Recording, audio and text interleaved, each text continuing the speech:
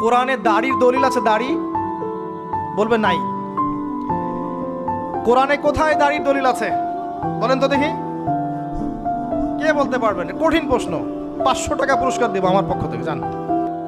যদিও 500 কোনো টাকাই না, টাকার মান দিন দিন কমছে।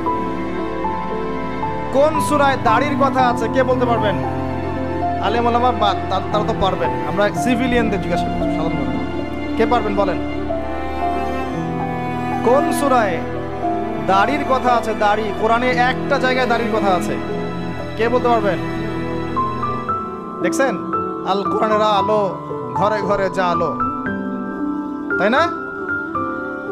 স্লোগান দিয়ে কাজ হবে না ভাই, প্রত্যেক ঘরে ঘরে কোরআনওয়ালা মানুষ তৈরি করতে হবে, তারপরে আলো অটোমেটিক ঘরে ঘরে জ্বলবে ইনশাআল্লাহ।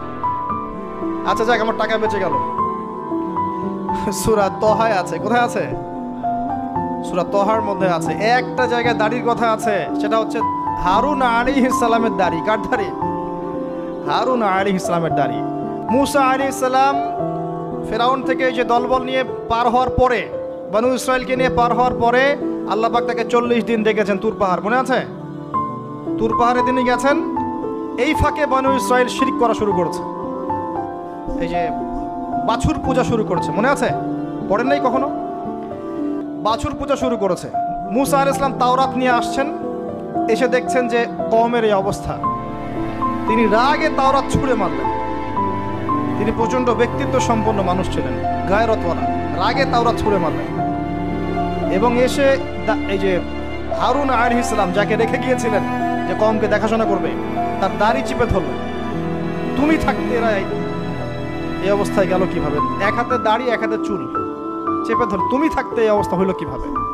সূরা তহা পড়ে দেখেন। তখন হারুন আলাইহিস সালাম বলছেন যে হে আমার ভাই, আমার দাড়ি আর চুল ধরো না, এই একটা জায়গায় আছে। তার মানে দাড়ি পাওয়া যাচ্ছে কোরআনে। কিছু মানুষ তো এখন বলে কোরআন মানি হাদিস মানি না, তাই না? ওই অজুহাত দিয়ে এখন দাড়ি রাখে না, বলে কোরআনে তো দাড়ির কথা নাই, রাখবো কেন? সুবহানাল্লাহ। আপনারাও কি এটা বিশ্বাস করেন যে আমরা শুধু কোরআন মানবো, হাদিস মানবো না? স্পষ্ট কুফরি, স্পষ্ট কুফরি। কোরআন এবং হাদিস একসাথে মিলেই শরিয়া। শুধু কোরআন মানি হাদিস মানি না এটা বলতে গিয়ে সে বোঝাচ্ছে সে আসলে কোরআনও মানে না। কোরআনে আল্লাহ বলেছেন ওয়ামা আতাকুমুর রাসূল ফাখুযু, রাসূল যা দিয়েছেন নিয়ে নাও, ওয়ামা নাহাকুম আনহু ফান্তাহু, যা থেকে নিষেধ করেছেন দূরে থাকো। তাহলে সুন্নাহ না মানলে আপনি কিভাবে কোরআন মানবেন? কথা কি বুঝতে পারছেন?